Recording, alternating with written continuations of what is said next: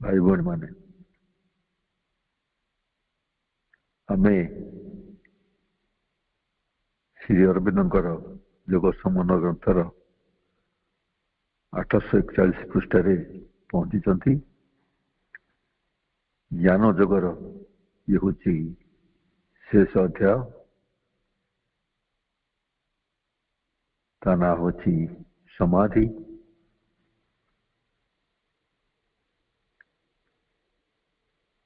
श्री अरविंद समाधि श्री अरविंद आश्रम पंडिचेरी गले आमे समस्ते देखी ताकू कहुए महासमाधि। से समाधि भितर श्री अरविंद श्री मांकर शरीर चेतना शक्ति रही एवं ओडिशार बहु स्थान रे श्री अरविंद पवित्र देहांश को लेकिन समाधि सबू प्रतिष्ठा करा जायछि।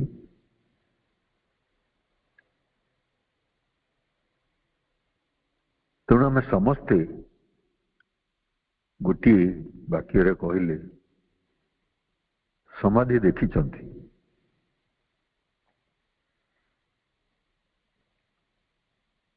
आमे जेमिति समाधि देखी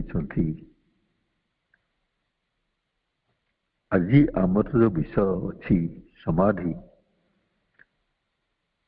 सेमिति केमिति हेई परिबा to become is life real significance बोली कह जाए।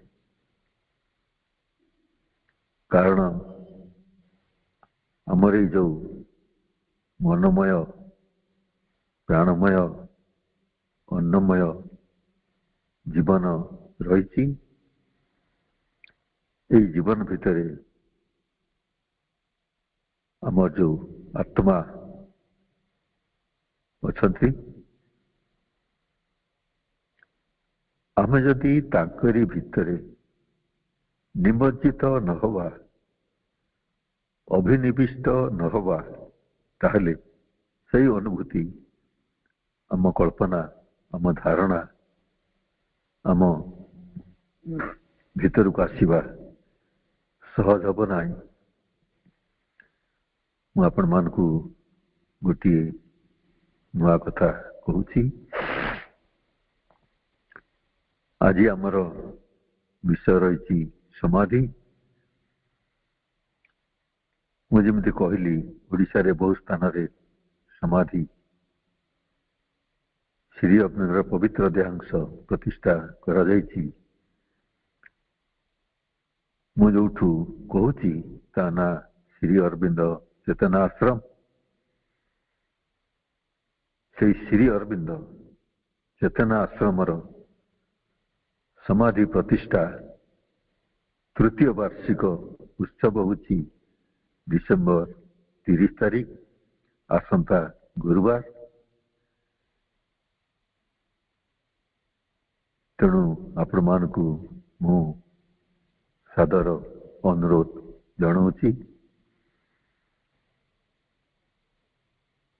से दिन ओडिशार 28 जिलू प्राय 6-7 हजार भाई भौणी माने ये जगह आसते।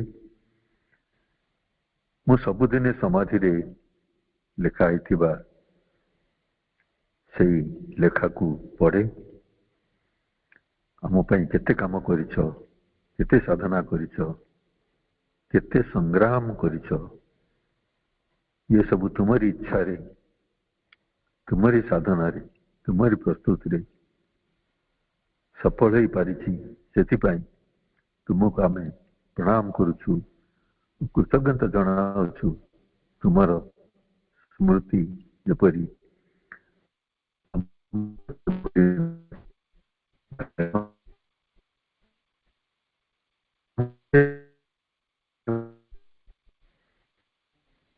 जो माने यही कार्यक्रम भितर अच्छी से गोटे शिक्षा, ये हूँ गोटे साधना। आम जो समाधि मथा टी रखती, जमिति श्री अरविंद आश्रम समाधि मथा रखिले भितरे श्री अरविंद श्री माँ अच्छी बोली अनुभव हुए। सेमती आम जो प्रत्येक समाधि मंदिर रे मुंड रखती,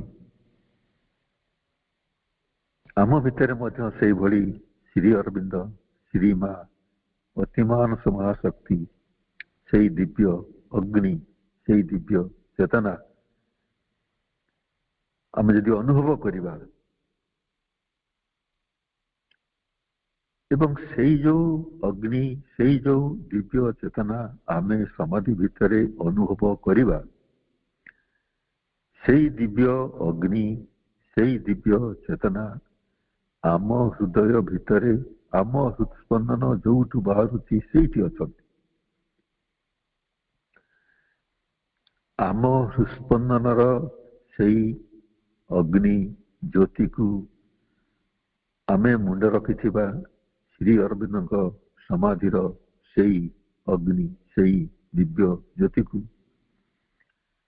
यदि मिसई दे परिबा, मिसैबा को चेष्टा करिबा,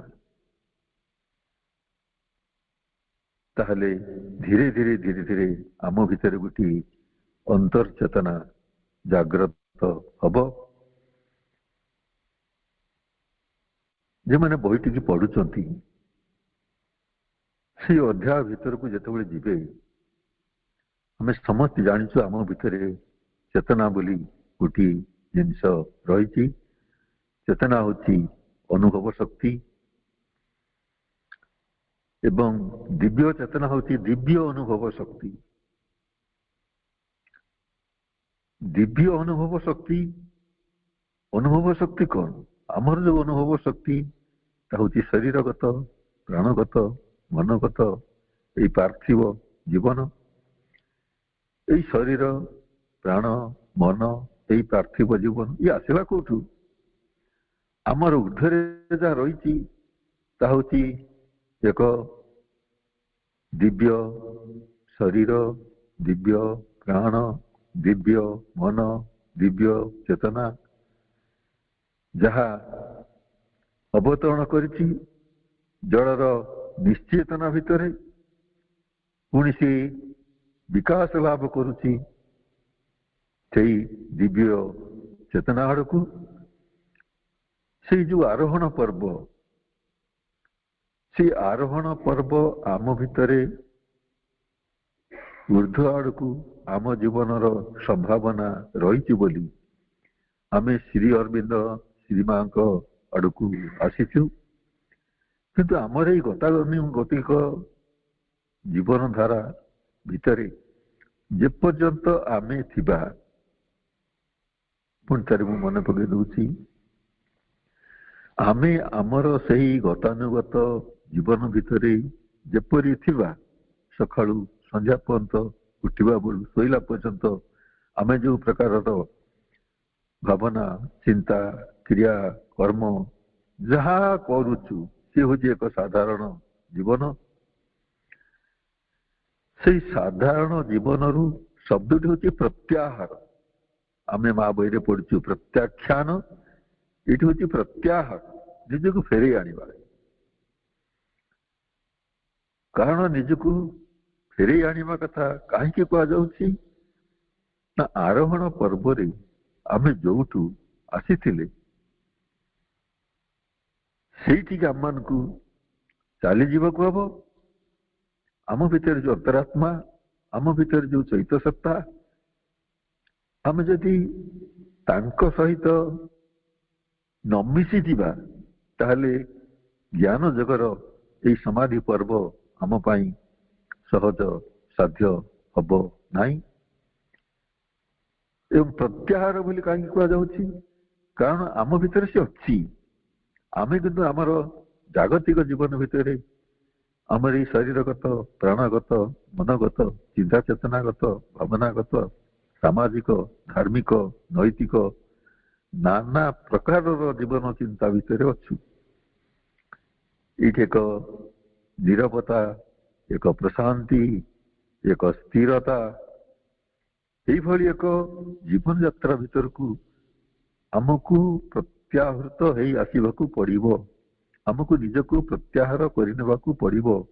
कारण केते थर मु कही सामयिक एकांतवास, सामयिक उदासीनता। श्री अरविंद जीवनी की जदि बारंबार बारंबार बारंबार बारंबार पढ़ा ताले आम भितर से ज्ञान उदय हम केमिति सी बारंबार बारंबार निज जीवन यात्रा भीतर प्रत्यावृत हो आसिले आम समस्ते जानते।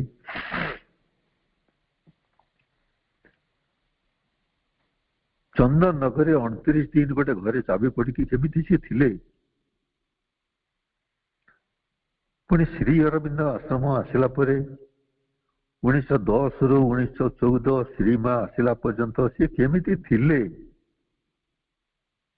आमे जदि तार इतिहास सबको पढ़ा ताले से समाधिर भाव आम भितर सृष्टि हम। समाधि हूँ एक स्थिरता, एक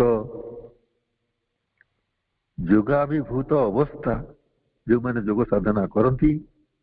भारतवर्षर मुनि ऋषि माने, भारतवर्षर से योगी माने, से जो अनुभूति से मानक भितर आसे एवं जो स्थिति से मानक भितर आसे, से अनुभूति से अवस्थिति एक अविचल, एक कालातीत, एक अनंत, एक अतिमानसिक, जहाँकि परार्थर भूमि से भीतर को आरोहण कर जीवा जो कार्य, से आरोहण कर जीवा कार्य आम भितर सहज हम नहीं। किंतु जीवन यात्रा भितर अनेक महापुरुष अछंती। से मानकर जीवन सबको जदि आमे अध्ययन करिबा, बहु भारतवर्षर विकासमान ऋषि मानकर जीवन चरित्र, योगी मानकर जीवन चरित्र मु गोटे छोटिया कथा कहूँ। स्वामी राम बोली हिमालयर भितरे जड़े योगी थिले एवं तांको गुरु तांको कहले डेराडून लु गोटे जिनस आणिकी देवाई। तेणु प्रत्यावृत जीवन कौन आम से अनुभव करवा। से 17 किलोमीटर बाट तांका आश्रम डेराडून पार्वत्यमाला एवं से सीधा सड़क दौड़ी दौड़िका गले। राति हो गला, राति गला पर गोटे गुंफारे कंबल गोटे घोड़े होते, कारण बरफ राज्य, तो घोड़े टी विश्राम नेले। किछि समय विश्राम नहीं कि नहीं, तांको कमल भितर को 4-5टा बाघ छुआ पशि आसिले। सी जमी देखी पकईले एगुड़ाक बाघ छुआ, तापर कमलटा बाहर करके उठिकी बसिले। देखिले से बाघुणी गुंफा द्वार मुहरे छिड़ा होती। भाविले जीवन तो जीव, कारण जो माने हिमालय भितरे से गुंफा मानक रही था से माने भगवानकर आश्रित। तेणु से जीवन बंचीवा मरीवा स्वप्न से मानक भितरे न थाए। से जो दिव्य चेतना स्वामीराम धीरे धीरे कमल टी भांगिकी कांधे पकेले, गुंफारू बाहरले। गुंफारू बाहर की मुह टी से बाघुणी बुले देला। तापर स्वामीराम बाहर आसिले। से बाघुणी तार छुआ मान पाखक गुंफा भितर को पलैगला। स्वामीराम डेराडून चलिले, आउ शोले नहीं। तापर जिनस आणिक गुरु को देले। ये जो चेतना होती से दिव्य चेतना एवं साधारण जीवन प्रत्याहृत चेतना जो चेतना को आम सहज अनुभव करें जो माने रामायण पढ़ीचु आम समस्ते जाचु भगवान श्री रामचंद्र जिते बड़े सेतुबंध बांधिले से बेले गोटे पहाड़ उपर सेतुबंध को लक्ष्य करुले। श्रीलंका रावण शुणिला जिते बड़े रामचंद्र समुद्र रे बंध बांधिकी आसुचंती से गोटे पहाड़ उपर उठिला देखा चेष्टा कला। ये श्रीलंका भारत दीर्घ पथ रावण केमिति देखुला भगवान श्री रामचंद्र केमिति देखुले। ये जो दृष्टि भगवान रामचंद्र गोटे सर मारिले रावणर कवच कुंडल खसिकी तले पड़ा। तापरे रावणकर जे मंत्री सी कहला हे प्रभु देखंतु समुद्र सेपारी राज्य सी सर निक्षेप करुची आपण कवच कुंडल तले खसिकी पड़ुची तेणु सीता को छाड़ी दिंतु नहले अवस्था बहुत खराब हो। कहला अरे हे तू बुझीपारुनु ये हूँ अज्ञान ये हूँ तामसिकता ये हूँ आसुरिकता।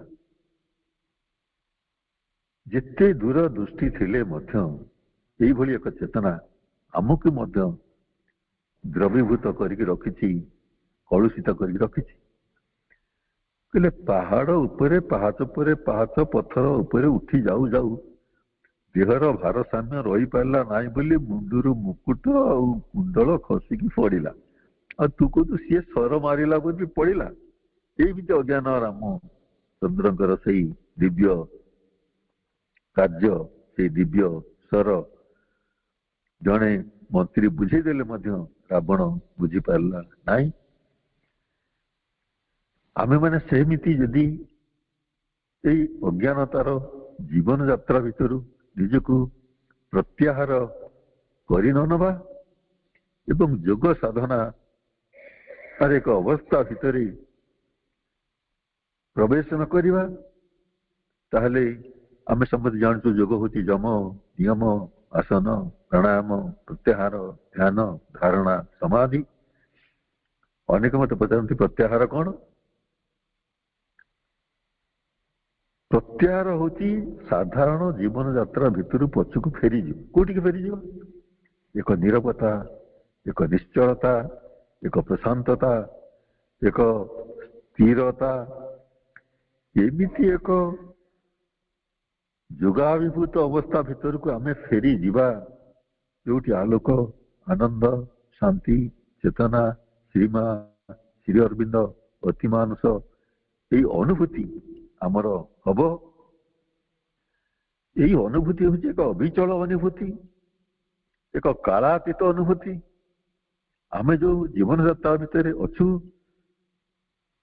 ताठर आहरी अनंत एवं से जो अतिमानुष से जो सुवर्ण भूमि से आड़ को आमर आत्मा तार सर्वोच्च भाव भितर निर्विकार भाव भितर निस्तब्ध भाव भितर केवल आरोहण कर ज्ञान जगर ये हूँ एक अवस्था समाधि अवस्था। आगुर आमे विज्ञान विज्ञान आनंद विज्ञान उपलब्धिर शर्त उच्चतर निम्नतर ज्ञान केते विषय आलोचना करिसंती।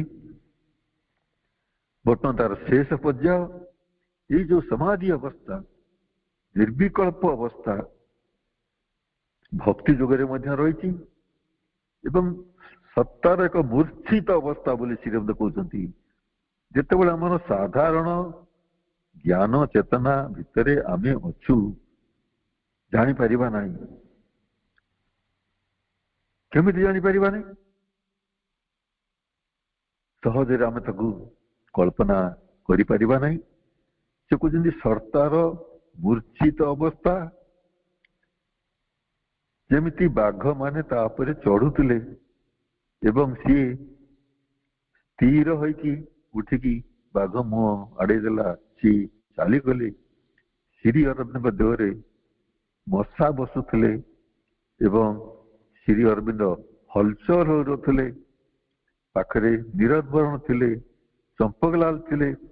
ତାଙ୍କ ଦେହକୁ ଛୁଇଁବାକୁ ମଧ୍ୟ ସାହସ ହଉନଥିଲା, କାରଣ ସେଇ ଯୋଉ ସମାଧିସ୍ଥ ଅବସ୍ଥା ଶ୍ରୀ ଅରବିନ୍ଦ ଚାହିଁ ରହିଥିଲେ। ତେଣୁ ନିରଦବରଣ ଚମ୍ପକଲାଲ ମାଙ୍କ ପାଖକୁ ଗଲେ, ମାଙ୍କ ପାଖରେ କହିଲେ, ମା ଆସିଲେ ଶ୍ରୀ ଅରବିନ୍ଦଙ୍କ ଶରୀରରେ ହାତ ଲଗେଇଲେ ଏବଂ ମଶାକୁ ଉଡେଇ ଦେଲେ। କେତେ କେତେ କଥା ରହିଛି। ତେଣୁ ସେଇ ଯୋଉ ଦିବ୍ୟ ଅବସ୍ଥା, ସେଇ ଯୋଉ ଦିବ୍ୟ ପ୍ରେମ, ସେଇ ଯୋଉ ଦିବ୍ୟ ଆନନ୍ଦ, ଇଏ ଏକ ପରମ ଉଲ୍ଲାସମୟ ଉତ୍ତୋଳନ। ଆମେ ଯେମିତି ପଢୁଥିଲେ ଆରୋହଣ, ସେମିତି ଆମ ଚେତନା ଯେତେବେଳେ ଆତ୍ମା ଭିତରୁ ଉତ୍ତୋଳିତ ହୋଇଯିବ, ଆଗକୁ ଚାଲିଯିବ, ଯେମିତି ସମୁଦ୍ରର ତରଙ୍ଗ ମାଡ଼ି ଆସେ, ସେମିତି ମାଡ଼ି ଚାଲିଯିବ ଉର୍ଦ୍ଧ୍ୱକୁ। ତାହା ହଉଛି ରାଜଯୋଗର ଏକ ସହଜ ଅବସ୍ଥା। ତାପରେ ହଟ ଯୋଗର ମଧ୍ୟ ଏକ ସହଜ ଅବସ୍ଥା। ଭାଇ ଭଉଣୀ ମାନେ, ଯେଉଁମାନେ ଯୋଗ ସାଧନା କରନ୍ତି ସେମାନଙ୍କ ପାଇଁ ସହଜ ଅବସ୍ଥା, ନା ଯେଉଁମାନେ ଯୋଗ ସାଧନା ସମ୍ବନ୍ଧରେ ଶୁଣୁଥାନ୍ତି ସେମାନଙ୍କ ପାଇଁ ସହଜ ଅବସ୍ଥା? କାରଣ ସାଧନା କେତେ ଥର ଆମେ ଆଲୋଚନା କରିଛନ୍ତି, ଏକ ସିଡିର ସର୍ବୋଚ୍ଚ ପାହାଚ ହଉଛି ସମାଧି। ତେଣୁ ଧୀରେ ଧୀରେ ସେଇ ଆରୋହଣ କ୍ରମରେ ଆମେ ଯଦି ସମାଧିର ମହତ୍ଵକୁ ଉପଲବ୍ଧି କରିବା, ତାହେଲେ ଏଇ ଯୋଉ ଆମର ଆଧୁନିକ ଜ୍ଞାନ, ଯାହା ଆମେ ସମସ୍ତେ ବହି ପଢିକି ଜାଣୁଛନ୍ତି, ସେଇଥିରେ ଆମ ଭିତରେ ଏଇ ଭାବ ସୃଷ୍ଟି ହବ। ଆମର ଯୋଉ ସତ୍ତା, ଇଏ ହଉଛି ଏକ ବ୍ୟକ୍ତିଗତ ସତ୍ତା, ଏକ ପ୍ରାଣମୟ ସତ୍ତା, ଏକ ମନମୟ ସତ୍ତା। ଏଇ ଶରୀରମୟ, ପ୍ରାଣମୟ, ମନମୟ ସତ୍ତାର ଊର୍ଦ୍ଧ୍ୱରେ ଯିଏ ରହିଛନ୍ତି, ସେ ହେଉଛନ୍ତି ବିଶ୍ୱ ସତ୍ତା। ସେଇ ବିଶ୍ୱ ସତ୍ତା ଭିତରକୁ ଉନ୍ମିଳିତ ହୋଇଗଲେ ଆରୋହଣ କାର୍ଯ୍ୟକ୍ରମରେ ଊର୍ଦ୍ଧ୍ୱକୁ ସିଡି પર ପାହାଚ ପରେ ପାହାଚ ଅତିକ୍ରମ କରିକି ଚାଲିଗଲେ। ଯୋଉ ଅବମାନସ ବା ଅତିଚେତନ ଆମ ଭିତରେ ଆସିକି ପହଞ୍ଚିବ। ମୁଁ ଆଜି ଆମର ଗୋଟେ ନାତୁଣୀ ଅଛି, ମୁଁ ତାକୁ କହୁଥିଲି, କହିଲୁ ଜାଗ୍ରତ କଣ, ସ୍ୱପ୍ନ କଣ, ସୁଷୁପ୍ତି କଣ? ସିଏ ଅବାକ ଅଖ କିଛି କହିପାରିଲା ନାହିଁ। ତେଣୁ ତାପରେ ସେଇ ଅତିଚେତନ ଅବମାନସ ଅବସ୍ଥା ଭିତରକୁ ଅତିକ୍ରମ କରିଗଲା ବେଳକୁ ଆମକୁ ତିନୋଟି ସୋପାନ ଦେଇକି ଯିବାକୁ ପଡିବ। ଗୋଟେ ହଉଛି ଜାଗ୍ରତ ଅବସ୍ଥା, ଗୋଟେ ହଉଛି ସ୍ୱପ୍ନ ଅବସ୍ଥା, ଗୋଟେ ହଉଛି ସୁଷୁପ୍ତ ଅବସ୍ଥା। ଯୋଉମାନେ ଯୋଗ ଦର୍ଶନ ପଢିଛନ୍ତି, ଜାଗ୍ରତ, ସ୍ୱପ୍ନ, ସୁଷୁପ୍ତି ସେମାନେ ଜାଣିଛନ୍ତି। ଜାଗ୍ରତ ଅବସ୍ଥା ହଉଛି ସଚେତନ ଅବସ୍ଥା, ସ୍ୱପ୍ନ ଅବସ୍ଥା ହଉଛି ଏକ ନିମଜ୍ଜନ ଅବସ୍ଥା। ସେଇ ଯୋଉ ଜାଗୃତି ଭିତରେ, ଯେମିତି ଶୋଇଲେ ଆମେ ସ୍ୱପ୍ନ ଦେଖନ୍ତି, ସେମିତି ମା ଶ୍ରୀ ଅରବିନ୍ଦଙ୍କର ସ୍ୱରୂପ, ଆଲୋକ, ଜ୍ୟୋତି ଛଡା ଆମ ଭିତରେ ଆଉ କିଛି ନଥିବ। ସୁଷୁପ୍ତ ଅବସ୍ଥା ହଉଛି ସେଇଆ ହୋଇଯିବା। ତେଣୁ ସମାଧି ଭିତରେ ଏଇ ତିନୋଟି ଶବ୍ଦକୁ ଆମେ ଯଦି ମନ ଭିତରେ ରଖିବା, ସେଇଆ ହେଇ ଉଠିବା। ସେଠି ତିନୋଟି ଭାବ ଆମ ଭିତରେ ହବ। ଗୋଟେ ହଉଛି ଜାଗ୍ରତ, ଗୋଟେ ହଉଛି ସ୍ୱପ୍ନ, ଗୋଟେ ହଉଛି ସୁଷୁପ୍ତ। ଏ ହଉଛି ପ୍ରାଚୀନ ଶାସ୍ତ୍ର ମାନଙ୍କର, ଏ ହଉଛି ବାକ୍ୟ। କାରଣ आमे जो जीवन यात्रा भितर अच्छु ता हूँ एक भौतिक जगतर चेतना। आमको जो चेतना भीतर को आरोहण कर जो हम ता हूँ तुरीय चेतना। तुरीय चेतना हूँ एक ऊर्ध्वतर चेतना, एक चतुर्थ भूमिर अति मानस भूमिर चेतना। केवल शुद्ध आत्मार अस्तित्व, शुद्ध आत्मार अस्तित्व कौन? शुद्ध आत्मा होती आत्मा को जमीती आमर वर्तमान आमर सत रज तम गुण आच्छादित करिकी रखिछि। सेई सत रज तम गुणरु मुक्त एमती आत्म अस्तित्वर चेतना भीतर को आम जिते जीवा सेतिक बेले मने हब सेई समाधि जोगस्थ कुरु कर्माणी बोली जाकु कह जाउछि। आमे जो कर्म करिबा सेई जोगस्थ अनुभूति रे मां को पाखरे निरंतर प्रार्थना करुथुवा ये शरीर मोर नुह, ये प्राण मोर नुह, ये मन मोर नुह, ये चिंता चेतना मोर नुह, ये होची तुमर, ये आश्रम तुमर, यही कर्म क्षेत्र तुमर, तुम्हें आधार करके मो भितर से कार्य को संपादन करुच। एमती एक जागृत मन, से जागृत मन जिते इच्छा करिवो सेमती समाधि भितर गोटे इच्छा मृत्यु अवस्था आसिकी पहुंची पारे। एवं से समाधि भितर को जीवाई हेले आमको जो चेतना भितर देखी अग्रगति करी हबो आमे समस्ते जानी, आगुरी भी आलोचना करिसंती। जो माने योग दर्शन पढ़ी से माने समस्ते जानी आम भितर गोटे ब्रह्मरंध्र अच्छी जहाँ हूँ मस्तिष्कर ऊर्ध्वरे, आ गोटे हूँ अनाहत केन्द्र अच्छी जहाँ हूँ हृदयर भितर। तेणु प्राणायाम जो माने करती एवं प्राणायाम जो माने जानी से माने जानी पंच प्राण इनक्रीज माय स्ट्रीम्स ऑफ प्राण बोली श्री अरविंदर वाक्य अच्छी। प्राण रही पांचटी सोपान, प्राण, उदान, व्यान, समान, अपान। प्राण हूँ निश्वास वायु जहाँ भीतर को प्रवेश करे, से भीतर को प्रवेश करे ता ना हूँ उदान। से हृत्पिंड भितर रक्त को परिष्कार करे ता ना हूँ उदान हूँ व्यान। से सारा शरीर भितर संचालित हो जाए ता ना हूँ समान। एवं सी जिते समस्त दूषित ताकू बाहर को फेरी आने ता ना हूँ अपान। तेणु इच्छा मृत्यु बोली कह जाती बेले अपान वायु को जदि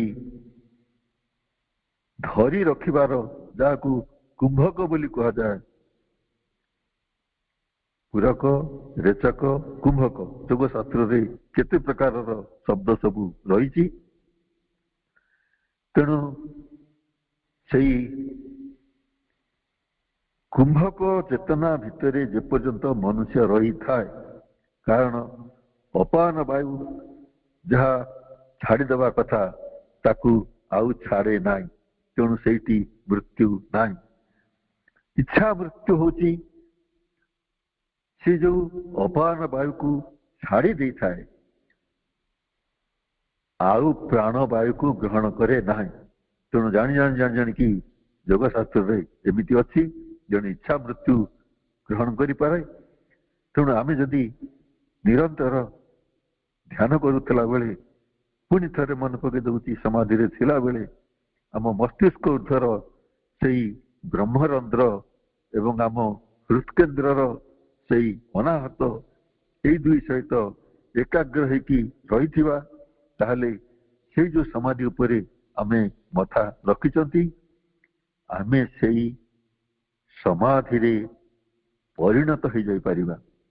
आम जीवन यात्रा से भली स्थिर ସେଇଭଳି ଅବିଚଳ, ସେଇଭଳି ପ୍ରଶାନ୍ତ, ସେଇଭଳି ଦିବ୍ୟ, ସେଇଭଳି ଶାନ୍ତ। କିନ୍ତୁ ଆମର ଏଇ ଯୋଉ ସାଧାରଣ ତନ୍ଦ୍ରାଭିମୁକ୍ତ, ତନ୍ଦ୍ରାଭିଗତ, ତନ୍ଦ୍ରା ହଉଛି ନିଦ୍ରା, ଆମେ ଯୋଉ ପ୍ରକାରର ଅନ୍ୟମନସ୍କତା, ଯୋଉ ପ୍ରକାରର ଶୋଇପଡ଼ିବା ଅବସ୍ଥା ଭିତରେ ଯେମିତି ଅଛୁ, କାରଣ ଆମର ଏଇ ଭୌତିକ ମନ ଯାହା ଭିତରେ ନାନା ପ୍ରକାରର ଅପମିଶ୍ରଣ ରହିଛି, କେତେ ରାଗ, ହିଂସା, କାମ, କ୍ରୋଧ, କେତେ କଣ ରହିଛି।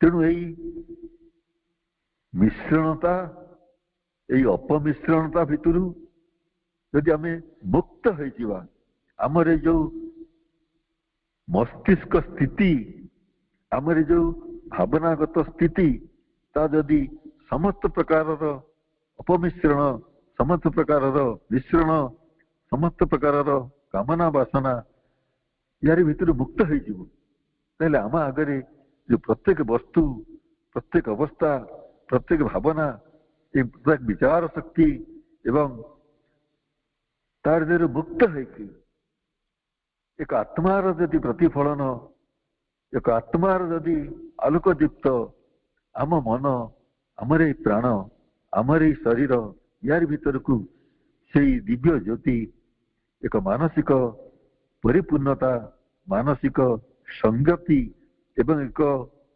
ଅଭିନିବିଷ୍ଟ ଚେତନା, ଏକ ଅନ୍ତର୍ଗତ ଚେତନା, ଏକ ନିମଜ୍ଜନ ଚେତନା, ଏକ ଧ୍ୟାନସ୍ଥ ଚେତନା ଯଦି ଆମ ଭିତରେ ସୃଷ୍ଟି ହେଇପାରିବ, ତାହେଲେ ପୁଣି ଥରେ ମୁଁ ମନେ ପକେଇ ଦଉଛି, ଆମକୁ ଆମର ଏଇ ବାହ୍ୟ ଜୀବନ, ଆମର ପାରିବାରିକତା, ୟା ଭିତରୁ ପଛେଇ ଆସିବାକୁ ପଡିବ।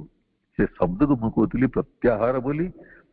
ତେଣୁ ବହିସ୍ଥ ମନରୁ ଯେ ପର୍ଯ୍ୟନ୍ତ ପ୍ରତ୍ୟାହୃତ ହେଇନାହାନ୍ତି, ବହିସ୍ଥ ଭାବନାରୁ, ଭାବନାରୁ, ବାହାରର ବିଚାର ଶକ୍ତିରୁ, ବିଚାରଣା ବୋଲି ଲେଖା ହେଇଛି, ମନୋମୟତା ଭିତରୁ ଆମର ଦୃଷ୍ଟି ସାମର୍ଥ୍ୟକୁ ଆମେ ଯଦି ଫେରେଇ ଆଣିନାହାନ୍ତି ଏବଂ ସେଇ ସ୍ୱପ୍ନ ବିଭୂତିମୟ ଅବସ୍ଥା ଭିତରକୁ, ଆମର ଏଇ ଜଡେନ୍ଦ୍ରିୟ ଭାବନା ଭିତରୁ ଆମେ ଯଦି ଏଇ ଜଡ ବସ୍ତୁ ଗୁଡ଼ିକ ସଂସ୍ପର୍ଶରୁ ମୁକ୍ତ ହେଇନାହାନ୍ତି, ଦୂରବର୍ତ୍ତୀ ହେଇନାହାନ୍ତି, ବହିର୍ମୁଖୀ ହେଇନାହାନ୍ତି, ଜାଗ୍ରତ ହେଇନାହାନ୍ତି, ତାହେଲେ ଏକ ଅନ୍ତର୍ମୁଖୀ ଚେତନା, ଏକ ଅନ୍ତର୍ଗତ ଚେତନା ଏବଂ ଏକ ଅଭିନିବିଷ୍ଟ ଆତ୍ମଚେତନା ଭିତରକୁ ଯିବା ଆମ ପାଇଁ ସହଜ ହବ ନାହିଁ। କାରଣ ଆମର ଏଇ ଯୋଉ ଇନ୍ଦ୍ରିୟ ସୀମାବଦ୍ଧ ଅବସ୍ଥା ରହିଛି, ଆମେ କଣ ଦେଖୁଛୁ, କଣ ଶୁଣୁଛୁ, କଣ ଖାଉଛୁ, କାହା ସାଙ୍ଗରେ ଅଛୁ, କୋଉମାନଙ୍କ ଭିତରେ ଅଛୁ, ତାହା ହଉଛି ଆମର ଏକ ଇନ୍ଦ୍ରିୟଗତ ଜୀବନ। ଏ ଇନ୍ଦ୍ରିୟଗତ ଜୀବନ ଭିତରୁ ଆମକୁ ମୁକ୍ତ ହେଇଯିବାକୁ ପଡିବ। ଚଢେଇଟିଏ ଯେମିତି ଆକାଶରେ ଉଡିଯାଏ, କୁଆଡକୁ ଉଡିଯାଏ, ଯୁଆଡକୁ ଉଡିଯାଉ, ସେମିତି ଆକାଶରେ ଏକ ଉଡ୍ଡୀୟମାନ ଅବସ୍ଥା ଯଦି ଆମେ ସୃଷ୍ଟି କରିପାରିବା, ତାହେଲେ ଆମର ଏ ଯୋଉ ଅନ୍ତର୍ଗତ ମନର ସୂକ୍ଷ୍ମାଭିଭୂତି, ଏକ ସୂକ୍ଷ୍ମ ଅନୁଭୂତି ଆମକୁ ସେଇ ବ୍ୟାପ୍ତିଯୁକ୍ତ ଗତିସ୍ପନ୍ଦନ, ଏକ ବିଶାଳତା ଆଡକୁ, ଏକ ଊର୍ଧ୍ୱ ସ୍ୱର୍ଗ ଆଡକୁ ଏବଂ ଏକ ଊର୍ଧ୍ୱ ଆଲୋକ ଆଡକୁ, ଊର୍ଧ୍ୱ ଚେତନା ଆଡକୁ, ଯାହାକୁ ଆମେ କହୁଛୁ ସେଇ ଚିଦାକାଶ, ସେଇ ଚିତ୍ ଆକାଶ, ଚିଦାକାଶ, ସେଇ ଚେତନାର ଊର୍ଧ୍ୱତର ଭୂମି ଭିତରେ, ସେଇ ସୂକ୍ଷ୍ମ ଆକାଶର ଯୋଉ ଅନନ୍ତତା ଭିତରେ ଆମ ଭିତରେ ଯୋଉ ଦୂରଦର୍ଶନ ସୃଷ୍ଟି ହବ, ଆମ ଭିତରେ ଯୋଉ ସୂକ୍ଷ୍ମ ଦର୍ଶନ ସୃଷ୍ଟି ହବ, ଆମ ଭିତରେ ଯୋଉ ଦୂର ଶ୍ରବଣ ସୃଷ୍ଟି ହବ, ଆମ ଭିତରେ ଯୋଉ ସୂକ୍ଷ୍ମ ଶ୍ରବଣ ସୃଷ୍ଟି ହବ, ଶ୍ରୀ ଅରବିନ୍ଦ ଶ୍ରୀମାଙ୍କୁ ଆମେ ଦର୍ଶନ କରିପାରିବା, ଶ୍ରୀ ଅରବିନ୍ଦ ଶ୍ରୀମାଙ୍କୁ ଆମେ ଅନୁଭବ ମଧ୍ୟ କରିପାରିବା। ଯେଉଁମାନେ ଆପଣମାନଙ୍କ ଭିତରୁ ନବରଙ୍ଗପୁରରୁ ପ୍ରକାଶ ପାଉଥିବା ଦିବ୍ୟ ସୁରଭି ପଢୁଛନ୍ତି, ସେଇଠି ଗୋଟିଏ ଆର୍ଟିକଲ ସବୁବେଳେ ଥାଏ, ଦିବ୍ୟ ଦର୍ଶନ ବୋଲି। ସାରା ଭାରତ ବର୍ଷ କଣ ପୃଥିବୀର ବହୁ ବ୍ୟକ୍ତି ଶ୍ରୀ ଅରବିନ୍ଦ ମାଙ୍କୁ ଯେମିତି ଭାବରେ ଦର୍ଶନ କରିଛନ୍ତି, ସେଇମାନଙ୍କ କଥା ତା ଭିତରେ ଅନେକ ସମୟରେ ବାହାରେ। ତେଣୁ ଆମର ଯେ ଭବିଷ୍ୟତ ବିସ୍ତୃତ संकेत आम भितर रही। तेणु आमे श्री अरविंद श्रीमा आड़क आसी। समते जानते श्री अरविंद श्रीमा भगवान अतिमान समा शक्ति एक चेतना एक शक्ति। तेणु से अभिनिविष्ट चेतना से अभिनिविष्ट शक्ति जिते आमरे आधुनिक मनोविज्ञान भितर मनोविद्या भितर या टेलीपैथी बोली कहती दूर श्रवण बोली कहती आम भितर अनुभव हम आमर जो शारीरिक प्राणिक मानसिक प्रत्याहृत जीवन आच्छादित जीवन नुह निमज्जित जीवन नुह प्रत्याहृत जीवन आम संन्यास कर यौगिक कर कौन कर ठीक ना। मु आउरी गोटे मजा कथा मन पड़ी आपण मानकु कहीदेवी। अल्प दिन तले आम घर पाखक लगी जनक घर जमी बाड़ी से परिवारटी आम भाई परिवार आम सांगरे थिले से माने समते छाड़ी दूर को घर द्वार करके पड़ेले। सी पड़िया पड़ता तेणु ताकू सी आमको बिक्री करदेले। आमको जो बिक्री करदेले से जो रेवेन्यू रेकर्ड सब बाहरला मो सान भौणी कहला से रेवेन्यू रेकर्ड रे लिखाई गणनाथ स्वाई ओगेर पुत्र हूँ अनादिचरण स्वाई निरुदिष्ट। निरुदिष्ट माने गुआड़े छाड़ी पड़े निर्दिष्ट लिखिदे कौन अच्छे असुविधा। मोर गोटे सान भाई अनंत चरण स्वाई बोली सी अच्छा मो ना लिखाई निरुदिष्ट। तेणु से जो मनोविज्ञान से जो टेलीपैथी से जो दूर ज्ञान आमर अस्तित्व से नाही। तेणु आमर शारीरिक प्राणिक मनमय जीवन रु आम जो प्रत्याहृत हो आमको परिवार भितर समाज भितर आम साधारण जीवन यात्रा भितर केते केते कथा मु कहले सी असरंती हो आमको कुआडे चली जावाई पड़ो कुआडे चली जावा। मु जुआडे जाइथिले मध्य सारा भारत वर्ष बुली बुली पुणी आसिकी से श्री अरविंद चेतना आश्रम गाँव रे अच्छी। तेणु साधारण जीवन यात्रा भितर आमर से स्वप्नावस्था से जाग्रत अवस्था से सुषुप्त अवस्था एक एकादि विविष्ट आत्म प्रसारण एकाभि अभिनिष्ट आत्म प्रसारण एकांत भाव निमज्जित जहाँ भाषा प्रकाश करहबनी। आम जमी आकाश भितर चाहिला बेले आकाश ही हो जाती उदयमान सूर्य को चाहिला बेले से सूर्य ही हो जाती। साधारण भाव जो मैंने ध्यान कर शिखी से ध्यानस्थ चेतन एक गभीरता भितर कुआडे हजि जाती। से भली एक निभृत चेतना एक निभुज चेतना भितर जिते बड़े आमे एकांतवासर गोटे प्रकोष्ठ भितर जमी श्री अरविंद 3 फुट 4 फुट घर भितर 29 दिन चंदन नगर थिले सेमती एक निकांचन प्रकोष्ठ एक निमज्जित प्रकोष्ठ से जो आम अंतर भितर विद्यमान अच्छा हृत्पिंड भितर से जो आनंद से जो परम प्रेमास्पद से जो परम उल्लासमय से जो परम प्रसन्नतामय जो शक्ति रही से होती शक्ति एवं से शक्तिर प्रशिक्षित आमर यही मनमय सत्ता प्रशिक्षित हेले सहज बुझी हेनी बोधे ट्रेंड बोली कह जोग शास्त्र ट्रेंड हो उपयुक्त भाव जदि ट्रेंड हो जोग साधना करुले ये जो अंतरस्थ जागृति सृष्टि हम से आलोक जिते प्रज्वलित हम जमी अग्निर शिखा जले दीपं ज्योति परम ब्रह्म दीपं ज्योति जनार्दन दीपं ज्योति हरेत पापं संध्या दीपं नमस्तुते बोली आम कहुची दीपटा जाली दौचु दीपटा जाली दौचु आम अंतर भितर से जो निमज्जित हो जड़ातीत जो सत्य ये वास्तव सत्य ठारू से जो अंतर्गत सत्य से जो अंतर्गत चेतना से जो अंतर्गत अनुभूति ताहले आमको सही जाग्रत स्वप्न सुसुप्ति अवस्था आड़ को आरोहण कार्यक्रम उत्तोलित करनब जहाँ भितर रही सचिदानंद परम स्थिति से भगवान श्रीमा श्री अरविंद अतिमानस शक्ति जे आम अंतरस्थ जागरण कार्यक्रम को आम भितर आगे नौकरी आमको डाकी आनी आमको बारंबार सचेतन कराउछंती आमे से आड़ को जीवाई किंतु आमे आमर जागतिक जीवन यात्रा भितर रहीकि धार्मिक दृष्टि केवल पूजा आराधना कर लगिचु तेणु से आत्मार जो विज्ञानमय भावना अतिमान समय भावना से जो विज्ञानमय इच्छा अतिमान समय इच्छा से जो विज्ञानमय आनंद अतिमान समय आनंद से हूँ आमर आत्मार अभिनिविष्ट विश्वबोध विश्वबोध कौन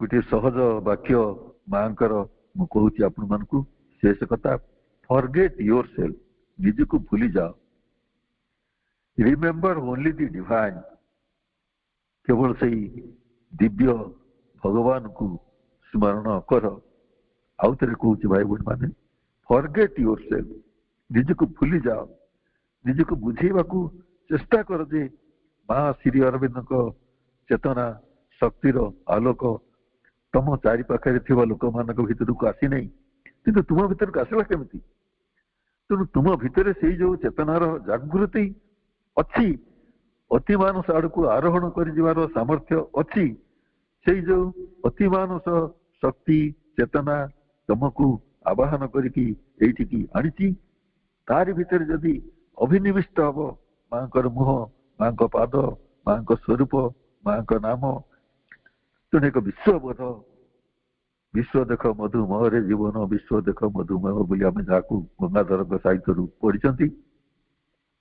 तेणु से एक विश्वबोध आम भितर से अतिमानस इच्छा अतिमानस आनंद अतिमानस भावना भितर को उत्तोलित करनब एवं मन हम ये सीमाबद्ध जीवन यात्रा भितर आम एक उन्मुक्त एक विशाल एक आनंदमय समग्र मानव समाजर मंगल कामना करी सर्वे भवन्तु सुखिनः सर्वे सन्तु निरामय सर्वे भद्राणि पश्यन्तु माँ कश्चित् दुख भाग भवेत् मुझे आराम मंत्रटा फाड़ी दूँ से मंत्रटार अर्थ कौन तो एमती एक विश्वबोध मोर नुई मुझे भगवान मुझे समस्त ये एक बोध जदि आम भितर जाग्रत हम ताहले से समाधि अवस्था जो श्री अरविंद समाधि देखा आम से मुंड टिकी रखिकी जदि यही अनुभूति को निज भितर अर्जन करने किसी किसी समय चेष्टा कर नीरद बरण को थरे श्रीवन आश्रम पंडिचेरी समाधि पाखे कोठरी ताकरी बारंडारे सी छिड़ा होता बेले मु पचारि माँ से विषय सी मत समाधि देखे कि कहले तुमर जहाँ इच्छा तमें जहाँ चाहूच से समाधि मुंड रखिकी हसी हसिकी कांदी कांदिकी जहाँ तुम इच्छा कह से अच्छा से ही तुम कथा शुणे एवं तुम्हें से भाव में प्रयास कर आम यदि समस्ते से समाधिस्थ जीवन यात्रा प्रयास करवा आम आमर जागतिक जीवन यात्रा भितर निजक आनी बा तारी भितर निजक रखिकी आम जदि सामयिक भाव में उदासीन रही प्रचेषा करवा ताहले से उपलब्धि आम भितर सहजतर हम। वंदे मातरम।